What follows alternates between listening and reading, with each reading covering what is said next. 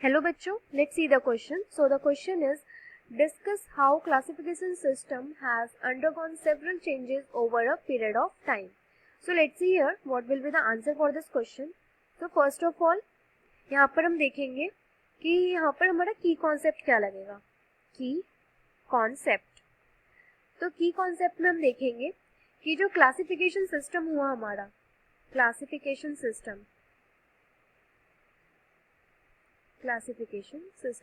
ये हमारे समय के साथ बदलते रहे. शुरुआत में कुछ और थे, फिर उसके बाद धीरे धीरे जितने अलग अलग साइंटिस्ट आए उन्होंने अपने हिसाब से क्लासिफाई कर दिया ऑर्गेनिजम्स को, और फिर वो हमारे कुछ स्पेसिफिक क्लासिफिकेशन सिस्टम्स बन गए. इनमें से कुछ आते हैं. पहला, टू किंगडम क्लासिफिकेशन सिस्टम, तो टू किंगडम क्लासिफिकेशन. दूसरा हमारा आता है थ्री किंगडम क्लासिफिकेशन.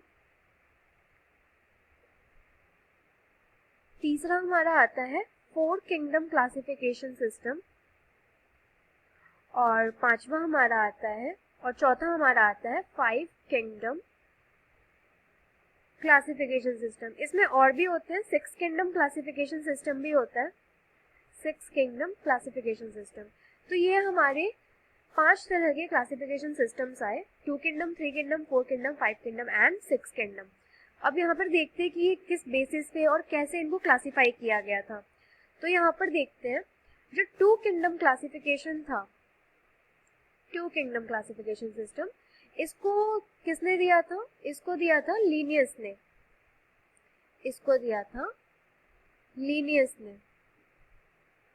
और लीनियस ने क्या किया था? इन्होंने जो ऑर्गेनिजम्स थे, जो भी इनको आसपास दिखे, उन्होंने इसको दो कैटेगरीज में डिवाइड कर दिया. एक को तो इन्होंने बोल दिया कि प्लांट्स हैं, और दूसरा कैटेगरी इन्होंने बना दिया एनिमल्स का. तो जो भी प्लांट्स की कैटेगरी में आते थे वो साफ साफ दिखते थे, ग्रीन प्लांट्स, सारे वो जो भी ऑर्गेनिजम्स उनको देखते थे कि वो ग्रीन प्लांट्स हैं, उन सबको उन्होंने प्लांट्स की कैटेगरी में डाल दिया, और बाकी जो एनिमल्स थे उनको एनिमल की कैटेगरी में डाल दिया. इनका क्लासिफिकेशन सिस्टम बस दो किंगडम था. तो इसके बाद आया हमारा three kingdom classification. Three kingdom. तो थ्री किंगडम क्लासिफिकेशन सिस्टम किसने दिया था? ये दिया था हैकेल ने, अर्नेस्ट हैकेल. तो यहाँ पर हम लिख देंगे अर्नेस्ट हैकेल. ये किंगडम क्लासिफिकेशन हमारा थ्री किंगडम अर्नेस्ट हैकेल ने दिया. इन्होंने क्या किया? इन्होंने देखा कि प्लांट्स एनिमल्स ठीक है, उसके बाद इन्होंने बोला कि कुछ यूनिसेलुलर ऑर्गेनिजम्स भी होते हैं, तो उनको हम अब कैसे क्लासिफाई करेंगे. तो उनको फिर उनके लिए इन्होंने अलग कैटेगरी बना दी. तो प्लांट्स के लिए कैटेगरी पहले से थी, कुछ कैटेगरी एनिमल्स के लिए हो गई, बट इसके बाद इन्होंने बोला कि आप यूनिसेलुलर ऑर्गेनिजम्स को तो प्लांट्स और एनिमल्स में नहीं क्लासिफाई कर सकते, क्योंकि वो तो उनसे बहुत अलग है, क्योंकि वो यूनिसेलुलर है. और बाकी सारे प्लांट्स एंड एनिमल्स अगर देखा जाए तो वो हमारे मल्टी सेलुलर ऑर्गेनिजम्स होते हैं. तो इन्होंने फिर उसके लिए अलग कैटेगरी बना दी, और उसको क्या नाम दे दिया? मोनेरा. Monera kingdom. नेक्स्ट इसके बाद हमारा आया था फोर किंगडम क्लासिफिकेशन सिस्टम. तो फोर किंगडम क्लासिफिकेशन सिस्टम, ये फोर किंगडम क्लासिफिकेशन सिस्टम किसने दिया था? ये दिया था कोपलैंड ने. ये दिया था कोपलैंड ने. अब इन्होंने क्या किया?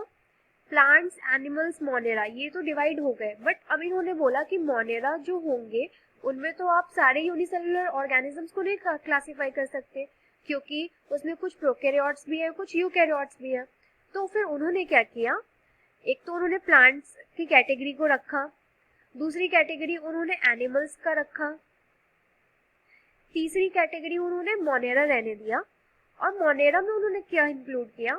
जो भी प्रोकैरियोटिक ऑर्गेनिजम्स थे, सारे प्रोकैरियोटिक ऑर्गेनिजम्स यूनिसेलुलर, उनको उन्होंने मोनेरा में डाल दिया. और जो हमारा इसके बाद उन्होंने नया किंगडम दिया, वो दिया प्रोटिस्टा. तो प्रोटिस्टा जो किंगडम था वो इन्होंने उसके लिए बनाया जो कि यूनिसेलुलर यूकैरियोट्स थे. तो ये प्रोटिस्टा में उन सारे ऑर्गेनिजम्स को डाल दिया. नेक्स्ट इसके बाद हमारा आया था फाइव किंगडम क्लासिफिकेशन सिस्टम, जिसको हम अभी तक मानते हैं, और ये सबसे फेमस सिस्टम ऑफ क्लासिफिकेशन हुआ था. तो five kingdom classification system. Five kingdom classification system हम सब जानते हैं, ये हमको दिया था विटेकर ने. विटेकर.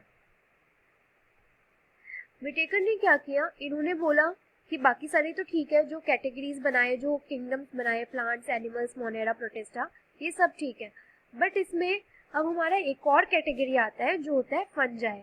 और फंजाई हमारे यूनिसेलुलर भी नहीं होते, वो मल्टी सेलुलर होते हैं, तो उनको हम मोनेरा प्रोटिस्टा में नहीं डाल सकते, बट वो प्लांट्स और एनिमल्स की तरह भी नहीं होते हैं, तो इसीलिए हम उसको किस कैटेगरी में डाल देते हैं, उनके लिए एक अलग कैटेगरी बनाई गई जिसको हम कह देते हैं फंजाई। तो इनमें क्या क्या था, इनमें प्लांट्स थे, एनिमल्स थे, मोनेरा था, और क्या क्या बना दिया, इसमें बना दिया प्रोटिस्टा, और लास्टली इन्होंने इंक्लूड किया इसमें फंजाई को, तो इन्होंने फंजाई वाली कैटेगरी भी बना दी।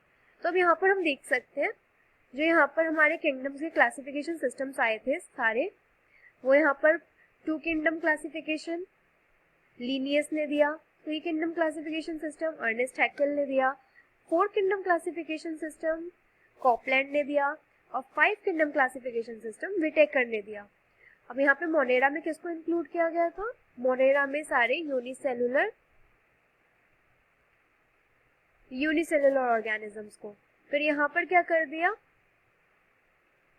Unicellular organisms. फिर उसके बाद मोनेरा में क्या कर दिया, यूनिसेलुलर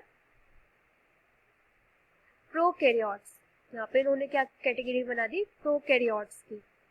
और यहाँ पर प्रोटिस्टा में इन्होंने यूनिसेलुलर रखा, यूनिसेलुलर यूकैरियोट्स को।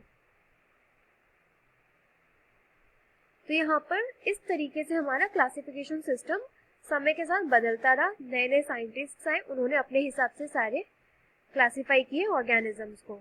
Hope you understood it well, best of luck.